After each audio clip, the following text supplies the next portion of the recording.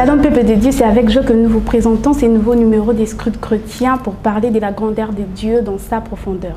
Cette fois-ci, on a toqué à la porte de Salem Ministry avec les prophètes Daniel Kabongo. Il va nous parler ainsi des 3 dimensions de la foi. Bonjour pasteur. Bonjour, merci ma soeur. Je suis très ravie de vous avoir sur mon plateau. Moi également, je suis très ravi et nous bénissons le Seigneur pour ça. Il sera donc question de maximiser et de puiser nos connaissances au travers de ces 3 dimensions de la foi qui, autrefois, nous sommes devenus très habitués avec ces mots foi. Mais cette fois-ci, le pasteur va expliquer les 3 dimensions de la foi. Mais ça sera tout de suite après la rubrique fondement. Mes frères, dans la foi, nous avons au moins 3 dimensions ou 3 types de la foi que j'anticipe. La première des choses, on ne peut pas parler de la foi à un païen. Parce qu'un païen ne connaît pas la foi. Tout païen est croyant. Je dis bien, tout païen est croyant. Alors, pourquoi je dis que tout païen est croyant? Parce que sur cette terre des vivants que nous sommes en train de vivre, nous n'avons pas qu'un seul Dieu, nous avons plusieurs dieux. Et dans lequel il y a aussi plusieurs dénominations. Et c'est là que vous allez voir. Il y a des gens qui croient en telle ou telle religion. Il y a des gens qui croient en tel ou tel prophète. Il y a des gens qui croient en telle ou en telle chose. C'est-à-dire chacun est croyant dans ce qu'il fait. Et c'est pour ça que vous allez voir que les gens parfois disent que un païen qui se dit moi j'ai la foi et par ma foi voilà ce que je croyais à telle ou telle chose, voilà ce que je... Non. Un païen ne peut pas avoir la foi, un païen a la croyance parce qu'il a la croyance de ce qu'il fait. Et la croyance est naturelle et innée. Tout le monde a ça. Maintenant, au-delà de tout ça, nous chrétiens, nous avons au-delà de la croyance, c'est la foi. Amen. Je disais, au-delà de la croyance, c'est la foi. Alors c'est pour cette raison, je me redire à quelqu'un, un enfant de Dieu, un vrai chrétien, ce n'est pas un croyant, mais c'est quelqu'un de la foi. C'est un homme, c'est une femme de la foi. Alors c'est pour ça que la Bible dit, la foi c'est une ferme assurance. Quand on parle de ferme assurance, c'est-à-dire quelqu'un ne peut pas avoir l'assurance sans avoir eu une promesse. C'est-à-dire on parle de l'assurance par une promesse. Et quand je parle de la promesse, la seule et unique promesse où tout le monde, un chrétien, est en train d'espérer. C'est juste une seule. Premièrement, c'est l'assurance ou la promesse de l'éternité, la vie de l'éternité. Alors, la première dimension de la foi ou la foi universelle qui réunit tout le monde, c'est une foi qui nous amène au salut. Je voudrais dire à toute personne qui nous suit partout, et la première pas, ou le premier pas, ou la première dimension, ou la première raison que Dieu a donné, nous a inspiré par des versets bibliques, par les hommes de Dieu, et nous parlons de la foi. Ce n'est pas pour avoir le bien matériel. Ce n'est pas pour avoir le mariage. Ce n'est pas pour avoir la maternité. Ce n'est pas pour avoir, je ne sais pas moi, le travail. Ce n'est pas pour avoir la délivrance, la guérison, la stabilité, les voyages, etc. Non, c'est pour le royaume des cieux. Alors c'est pour cette raison, nous enfants de Dieu, écoutez mes frères, la Bible dit ne donnez pas l'accès au diable. Quand la Bible parle de ne pas donner l'accès au diable, il ne s'agit pas de bien matériel, mais il s'agit bien de ce qui dit la vie de l'éternité, la vie, le royaume de Dieu à nous. Amen. C'est-à-dire quoi? Lorsque nous avons la foi, premièrement, nous avons Dieu dans sa totalité dans notre vie. Parce que quelqu'un ne peut pas avoir Dieu sans la foi. La Bible dit, il est impossible d'être agréable à Dieu sans la foi. Or, c'est la foi, ce n'est pas notre attitude ou notre manière de faire, notre manière de s'approcher de Dieu qui fasse que Dieu nous agrée. Non, c'est notre foi.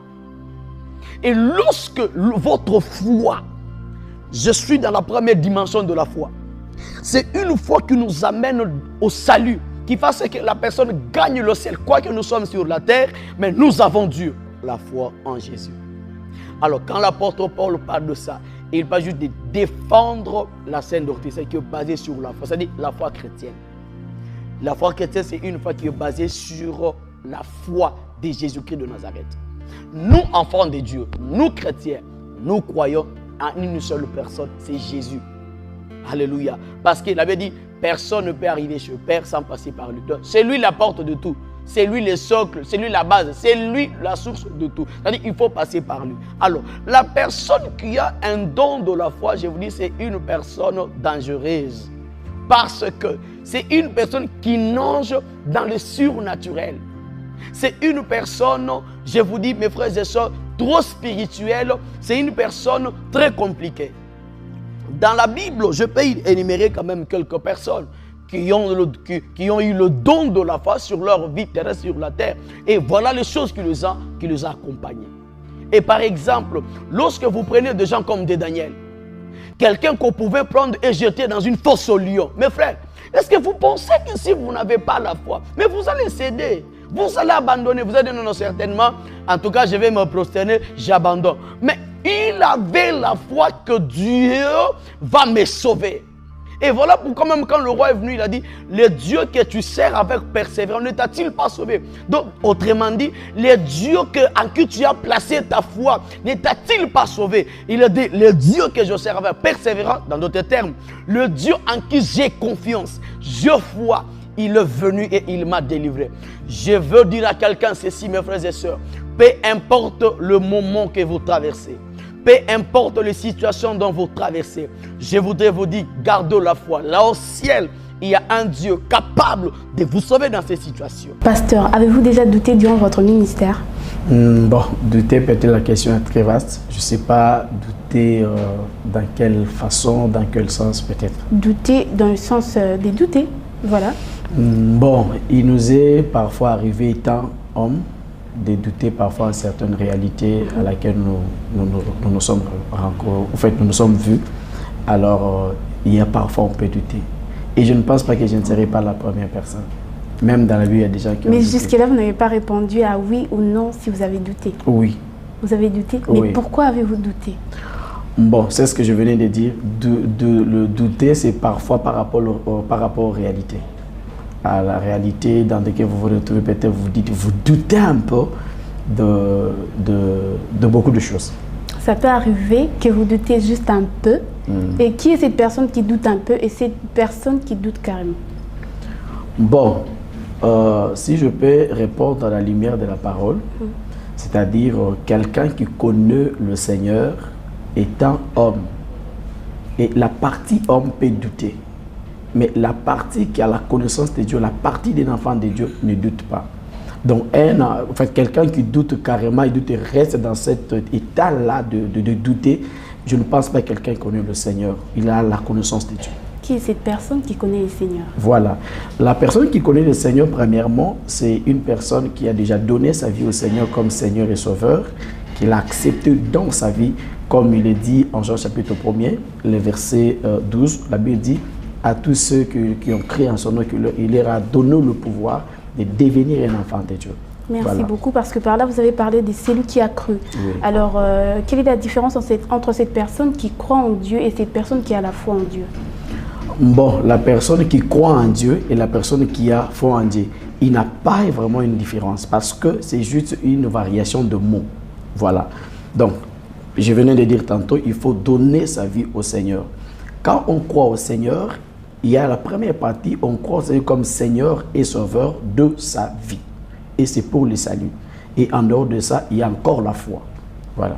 Donc justement, en parlant de la croyance et de la foi, lors de votre prédication, vous avez dit qu'un vrai chrétien est celui qui a la foi et non celui qui croit. Alors, mais par là, vous venez justement de dire que non, un vrai enfant de Dieu est celui qui croit. Donc, on ne sait plus comprendre. Non, peut-être que vous ne m'avez pas bien suivi. Je fais la différence entre la croyance et la foi. Alors, je dis, le chrétien n'a pas la croyance. Parce que quand on parle de la croyance, d'abord, vous devez comprendre que la croyance, c'est quelque chose d'inné et naturel, que tout le monde a. Voilà. Vous voyez un peu ça. Alors, quand je parlais de la croyance, c'est là que je nous ai dit nous n'avons pas seulement un seul Dieu que tout le monde prie. Nous avons beaucoup de dieux et au fait aussi beaucoup de dénominations. Et c'est là que vous allez voir qu'il y a tel qui croit en telle religion, ceux qui croient en telle religion, l'autre en telle religion. Là, c'est la croyance. Mais parlant de la foi, et je bien dit que le païen n'a pas la foi et un païen ne peut pas connaître la foi. Parce que la foi est réservée uniquement aux enfants de Dieu. C'est quand je peux des enfants de Dieu, retenez de dire que ce sont ceux-là qui ont déjà donné leur vie au Seigneur, comme Seigneur, eux sauveurs, qui l'ont accepté dans leur vie. Voilà, c'est à cette catégorie de gens-là qu'on peut parler de la foi. L'apôtre Paul dit que Dieu est venu pour les incrédules, pour ceux-là qui ne croient pas en lui. Okay. Mais quand on ne parle pas à un païen de la foi, où est-ce que nous allons comme ça? Oui, oui, le païen doit quitter d'abord le païen. Mais comment il va quitter tandis que tu ne lui as pas prêché sur la foi? Genre, non, tu crois en Dieu, tu peux espérer que la vie que tu as aujourd'hui pourra changer demain. Donc c'est carrément possible de parler à un païen sur la foi, moi je pense. Non. Si il y a une prédication qu'on doit prêcher à un païen, ce n'est pas une prédication de la foi. Oui. Ok. Il y a une prédication qu'on peut prêcher à un païen. C'est la prédication d'amener celui-ci à croire, en fait, à accepter Jésus comme Seigneur et Sauveur de sa vie. C'est le premier pas. C'est comme quelqu'un qui dit, je peux commencer à compter directement, à commencer par 10, sans passer par 0 ou bien 1. C'est impossible. C'est impossible, mais aujourd'hui nous allons voir dans la vie quotidienne un païen qui excelle tellement dans sa vie, par exemple de commerce. Donc tout ce qu'il fait, il réussit, il excelle. Ben, il dit dans une semaine je dois faire des voyages genre Chine, Kinshasa, tout ça. Il excelle tellement, tandis que moi qui crois en Dieu, moi qui suis chrétienne, je suis toujours là en train de dépenser en me disant bon mon Dieu, s'il n'agit pas aujourd'hui, j'espère que demain ou voilà. Mais jusque là on tourne en rond. Mais un païen, la personne à qui on a refusé la prédication sur la foi, excelle tellement. Donc, ma soeur, vous voulez me dire que, c'est-à-dire la personne qui excelle, ce sont des constats, des constats qu'on a fait. Pardon, c'est-à-dire il a d'office la foi. Non. C'est quoi alors ces fruits qui lui fait espérer tellement et qu'il voit ces choses se réaliser? Voilà. Vous savez, le commerce, ce n'est pas un don, c'est un talent. Le commerce, je dis bien, ce n'est pas un don, mais c'est un talent. Un talent, il y a une différence entre talent et don. Le talent est inné, naturel, mais le don spirituel. Il y a des gens qui sont nés avec un don, avec un talent, je dire, avec un talent. Alors, si quelqu'un a ces talents-là du commerce ou dans tel ou tel domaine, il ne peut qu'exceller. Il peut être chrétien ou pas. Il excelle parce qu'il a ce talent-là. Voyez-vous? Donc, si quelqu'un évolue et bien excelle dans la vie, ça ne signifie pas nécessairement où il a la foi. Non, non, ça n'a rien à voir avec la foi. C'est normal, c'est normal. Il y a aussi des chrétiens qui ont la foi et qui excellent aussi. Il y en a aussi qui ont la foi puis qui n'excellent pas aussi. Mais pourquoi ils n'excellent pas? Pourquoi il y a les uns qui excellent et les autres non? Bon, et là, il y a un problème. Je vais répondre en deux volets. Voilà. Il y a premièrement, d'abord, la souveraineté de Dieu. Voilà. Est-ce que vous pouvez comprendre que dans la souveraineté de Dieu, Dieu pouvait haïr Jacob et Dieu pouvait aimer Jacob et haïr Ésaü? C'est difficile pour comprendre cela. C'est comme dans une église, il y a des gens que Dieu bénit, il y a de ceux-là, ils restent toujours dans la même situation. Ça ne dépend pas du pasteur, de la prière, nous de la foi, dépend d'office des dieux qui bénit et des dieux qui élèvent. Donc ça, c'est le problème. Si je peux répondre à la question, dans un mot, c'est que c'est dans la souveraineté de Dieu. Donc il fait ce qu'il veut. Il fait ce qu'il veut. Il a donné tellement de bien à Job et il a permis quand même à Satan de les reprendre. Et dans le livre de Job, la Bible dit que l'Éternel dit à Satan, Satan, as-tu vu mon serviteur Job? Et Satan dit oui, j'étais là en train de parcourir et tout et tout. Et puis il dit, il n'existe aucun homme sur terre comme celui-là. Bien qu'il soit passé, mais quand même aujourd'hui on parle de lui. Mais pourquoi nous prêcher tant de la foi tandis que Dieu lui-même il reconnaît qu'il n'y avait que Job qui était le plus parfait en matière de foi? Non, non, non, non, non. C'est pas que Job était très spécial par rapport à la foi. Donc quand vous lisez bien ces versets, vous savez, Dieu dit il est intègre. Il craignant Dieu. Il craint Dieu. Donc Dieu parlait, Dieu voulait juste en fait témoigner l'appartenance de Job vis-à-vis de Dieu, vis-à-vis de Dieu et devant le diable Satan. Ouais. Vous voyez. Mais si c'était seulement Job, Dieu ne pouvait pas dire dans la parole que le juste vivra par sa foi. Non. Jusqu'aujourd'hui, il y a encore des gens qui vivent par la foi. Il avait dit, les justes vivront par sa foi. Comme vous, par exemple. Oui, oui.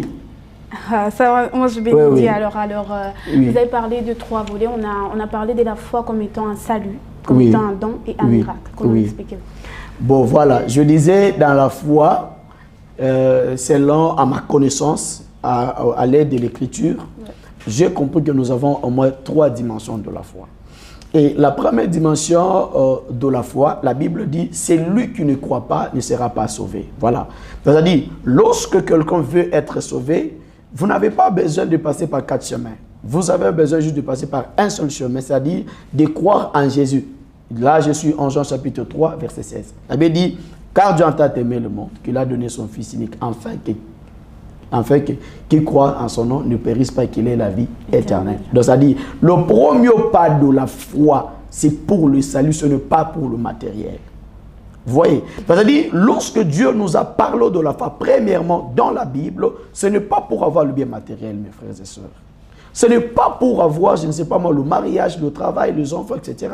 Mais c'est pour avoir le salut. Parce que sans la foi, il est pratiquement impossible à une créature, à un homme d'être sauvé. Ce qui est sûr, pour arriver au salut, on doit passer par un chemin. On doit être dans ces mondes où, quand tu manques par exemple un habit, tu dis, oh ben, mon Dieu m'a oublié.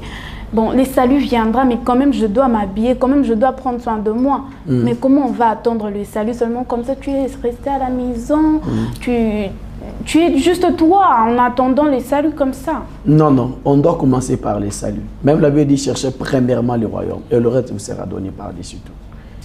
Donc, c'est le problème que nous avons même aujourd'hui dans nos églises. Les gens viennent à l'église, au lieu de chercher d'abord le ciel, de chercher le royaume de Dieu, ils cherchent d'abord... En fait, en réalité, c'est que je peux dire, les gens n'aiment pas le Seigneur, mais ils aiment le bien de Dieu.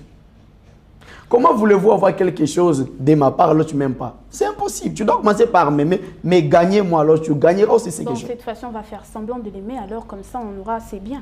Ah, vous voyez, c'est pourquoi qu'à l'église, il y a beaucoup de gens qui paient, qui ne reçoivent pas, ils souffrent. Parce que Dieu qui sont le cœur et le rein, et comparé à cette personne ici, c'est un profiteur, c'est une profiteuse alors. Ben, ce qui est sûr, le mieux dans tout ça, c'est que vous, étant prophète, vous savez voir ce qui est à venir. Donc vous pourriez facilement détecter ces gens-là qui ne croient pas en Dieu vraiment, ou qui n'aiment pas Dieu réellement, qui sont juste venus pour le bien matériel. Bon, je ne veux pas répondre par oui ou non. Parce que si je suis aujourd'hui prophète, ce n'est pas ce que j'ai voulu être prophète. Non, c'est un. 2, si je prophétise, ce n'est pas que moi là, je décide de prophétiser. Non, non, c'est parce que Dieu me... Vous savez quoi? Bon, là, vous m'amenez dans mon terrain. Il y a un problème. Non, il y a ceci. Vous savez que Dieu ne prophétise pas. Dieu parle.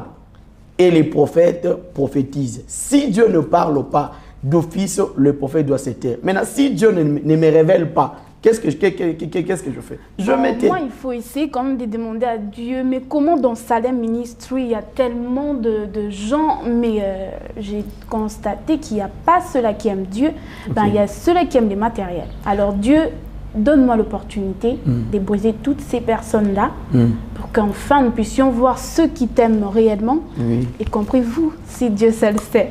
Et votre famille, comme Noé a fait, hein, il a pris d'abord sa famille et puis voilà. Donc vous allez prendre vous, madame, les enfants, et puis après vous allez jauger qui dit mieux, qui fait mieux, et puis ça se passera comme ça. La question est bien répondue déjà dans la Bible. Ce n'est pas de ma compétence ou bien du compétent d'un homme de Dieu pour faire ça. C'est de Dieu lui-même.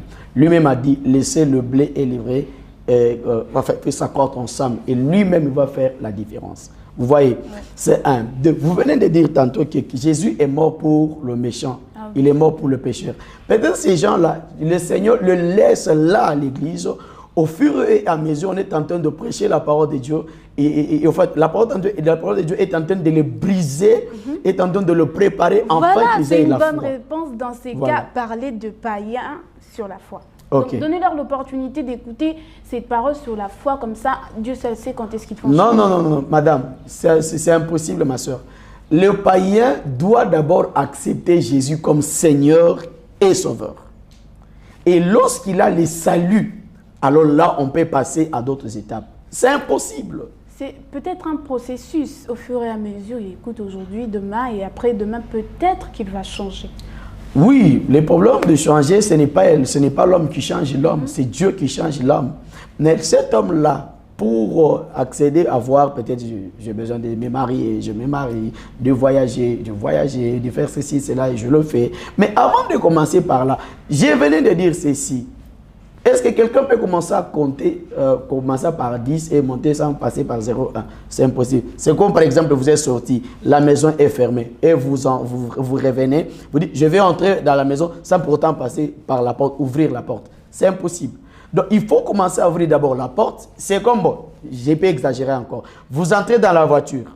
Vous dites, j'ai la foi. Allez, voiture, démarre-toi, je vais partir. Mais non, quand même, il faut avoir les clés de contact. C'est ça la définition de la foi. Espérer en quelque chose que vous ne voyez pas. En Hébreux chapitre 11, la Bible dit, la foi c'est une ferme assurance des choses qu'on espère. Vraiment. Donc, et la démonstration de celles qu'on ne voit pas. Ah. Voilà. Est-ce que je peux expliquer ce verset? Oui. Voilà. La Bible dit, la foi c'est une ferme assurance des choses qu'on espère. Quand la Bible parle des choses qu'on espère, là-dedans, il y a deux choses.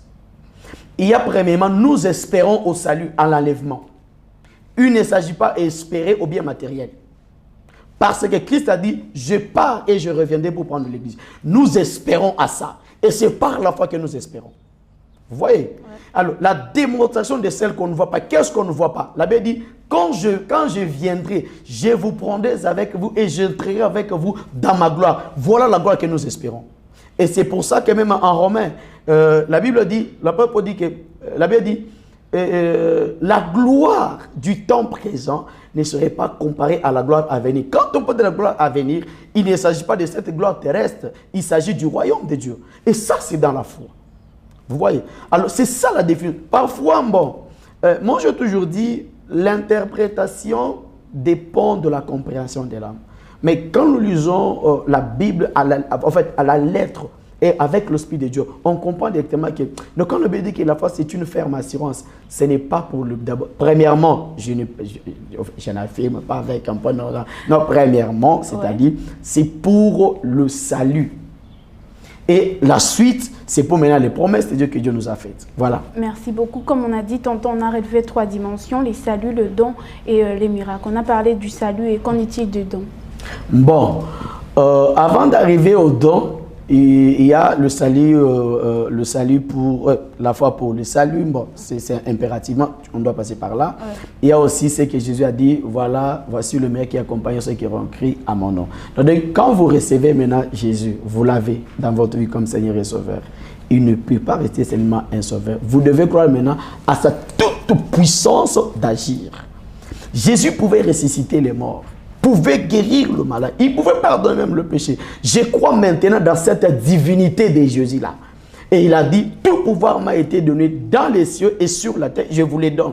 Alors, le pouvoir que Jésus avait, il pouvait guérir le malade. Et moi aussi, je crois à cette puissance-là. Et ce n'est pas donné seulement aux pasteurs, aux hommes de Dieu. Non, non, c'est à tout le monde. Toute personne qui croit au Seigneur et qui croit à cette puissance-là, il est capable de faire ça. Mais pourquoi aller encore à l'église tandis que moi j'ai les dons déjà de me guérir? Non, non, ce n'est pas les dons.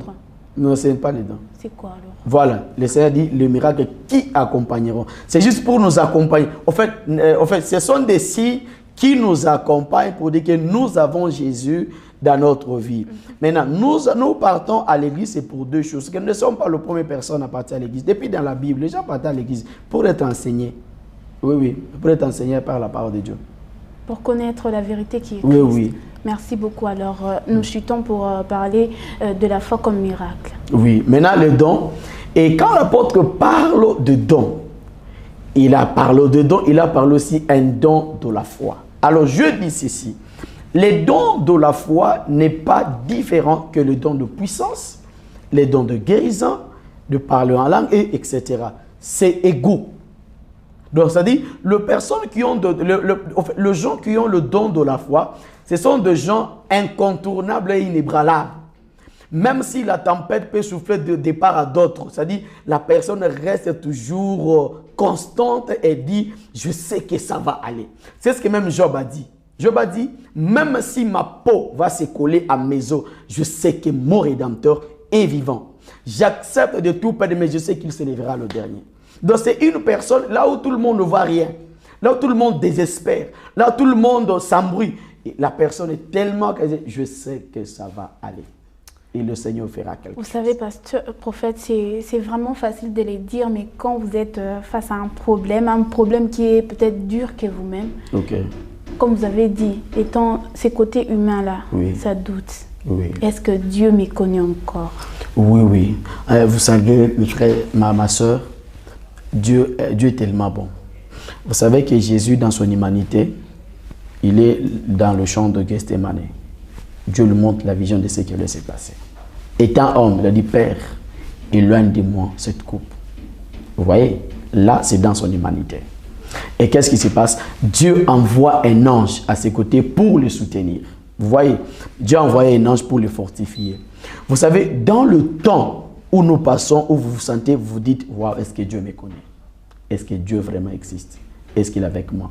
Dieu a toujours envoyé un homme pour nous soutenir dans ces moments-là. Et c'est la personne du Saint-Esprit dans la foi. Et vous allez voir que vous êtes tellement abattus. Bon, peut-être ça peut arriver par une prophétie, par une parole évangélique, par la foi, c'est ça, peut-être par un homme, peut-être dans une église, par une prédication. Et Dieu qui vous exhorte, alors le moral monte un peu. Et c'est ça. C'est ça. Ça arrive parfois. Doit-on dire que dans Salem Ministry, il y a des hommes de foi? Oui, commençons par moi-même. C'est facile à dire parce que je n'ai jamais vu une personne qui dit « bon, moi, dans ma famille, il y a toujours des personnes qui font mal à la tête ». C'est facile. Oui. Le pasteur va dire, le prophète va dire ça parce que, bon, peut-être devant la caméra, il va dire ça parce que Nakoko il s'abendait, était quelque chose comme ça. Oui. Non, que Dieu vous aide, ma soeur, un jour de faire un petit tour à l'église, vous allez voir. Moi qui vous parle, je suis un homme de foi. J'ai l'honneur de dire ça et de frapper même la poitrine que j'ai la foi. Parce que dans mon ministère, j'ai connu beaucoup de choses, personnellement. Beaucoup, alors beaucoup. Alors si on n'avait pas foi, peut-être on pouvait céder. Vous voyez? Et si vous entrez même à l'église, vous allez trouver les femmes et les hommes de foi. Parce que la Bible dit, l'homme ne donne que ce qu'il a. Ce que moi j'ai, c'est la foi. Et je ne peux que communiquer la foi à mes enfants. Et quand vous allez arriver dans l'église Salem Ministries, vous allez trouver les femmes et les hommes de la foi. C'est ce que je leur donne parce que c'est ce que j'ai. Voilà. Merci beaucoup. Moi aussi, je vais dire que dans ce groupe chrétien, il y a les hommes et les femmes de foi. En commençant par moi-même, je suis une femme de foi. Wow. La grande dame aussi, Taylor, il y a Fogus. En tout cas, Fogus, c'est l'homme de foi. Pas comme ça, mais un homme de foi. Donc voilà, pasteur, pour boucler ici, j'aimerais que vous puissiez nous dire c'est quoi la finalité de la foi. Bon, avant de dire la finalité de la foi, j'aimerais ajouter un point très important. On ne croit pas avec la bouche, on croit avec le cœur. Vous voyez? Beaucoup de gens croient avec la bouche et c'est pour ça que le miracle ne se passe pas. Vous voyez? Mais il faut croire avec son cœur. Amen. Voilà, j'ai dit amen. Il faut croire avec le cœur, pas la bouche. Oui, alors il faut croire avec le cœur, pas la bouche. Parce que lorsque votre cœur croit, vous savez, Jésus il parlait avec Marie et Marthe. Marthe, la sœur de Lazare qui était déjà décédé. Le Seigneur qui lui dit, si tu crois, tu verras la gloire de Dieu. Il parlait de la résurrection. Marthe dit, non, Seigneur, il sent déjà. Il sent déjà. Donc, on ne peut rien espérer à lui parce qu'il sent déjà. Non, quoi? Il va résister. Non. Il va résister, bien sûr, mais pas aujourd'hui. Mais dans les jours à venir, dans les derniers jours. Là, elle croyait, mais avec la bouche. Elle ne croyait pas de son cœur. Mais le Seigneur qui dit, non, montre-moi là, vous l'avez entendu. Le Seigneur, il sent déjà. Ça, lorsque vous êtes en face de quelqu'un qui croit avec la bouche, C'est-à-dire, c'est une personne, même vous vous mettez à faire quoi, il passe seulement. Mais celui qui croit avec son cœur, a dit, même si vous dites, Jésus revient bientôt, il vient aujourd'hui, il dit Amen. Par exemple, il dit, il est malade, il dit, tu es guéri, Amen. Et la personne est malade encore au lit, mais il vous dit Amen. Vous voyez, pas plus loin, permettez-moi de vous dire, je vous donne un témoignage. Pas plus, hier, j'étais avec l'un de mes fils quelque part, il y a quelqu'un en fait, il y a une dame qui est malade. Très malade alors. Elle a subi des opérations, ça a compliqué tout ça. On m'a appelé hier. Je suis parti, j'ai vu la dame. Vous êtes malade. Est-ce que vous croyez que si je prie, est-ce que vous allez guérir? Elle me regarde. Pasteur, je crois. Mais bien non. Je ne demande pas de me répondre avec la bouche. Je veux que ton cœur me réponde. Est-ce que vous croyez si l'on prie? Elle dit oui. Alors j'ai compris, j'ai senti la foi. Je vous dis Dieu témoin. On a prié. Et quelque chose s'est fait. Aujourd'hui, j'ai le témoignage dans mon téléphone. M'appelait. J'ai bien passé la nuit. Voilà ce qui s'est passé. Ça. Elle est guérie de cette maladie-là. C'est-à-dire, la foi, il faut croire. Pas avec la bouche, mais avec le cœur. Quand on croit avec le cœur, ça veut dire que le miracle est possible. Et c'est oui et amen. Oui. Pasteur, comment on peut rejoindre l'église, l'adresse, les programmes de l'église? Ok. L'église est à ma campagne, sur l'avenue Mapenza, 41-38. C'est là qu'il y a l'église, l'église Salem Ministries. Donc, quand vous quittez magasin, à partir du magasin, vous prenez Grand Malik de la Montagne. Vous descendez sur 2e avenue, c'est l'avenue Mapenza. À partir de là, il y a déjà l'église là-bas. Voilà. Et mon numéro de contact, c'est 081 229 82 88. C'est d'ailleurs le numéro qui est sur WhatsApp. 81 229 82 88. Merci beaucoup. Aujourd'hui, on a consommé les responsables de Salem Ministries. Alors, c'était tellement bien. Cette sauce, c'était vraiment bien mélangé avec tout ce qu'il y a de naturel, tout ce qu'il y a de bien, les 3 dimensions de la foi. Est-ce que tu crois en Dieu? Est-ce que tu as la foi en Dieu? Est-ce que tu crois avec ta bouche ou avec ton cœur? En tout cas, on a parcouru ces chemins qui étaient si longs, mais quand même, on y est arrivé. Alors, moi et vous, on se revoit très prochainement pour un nouveau numéro.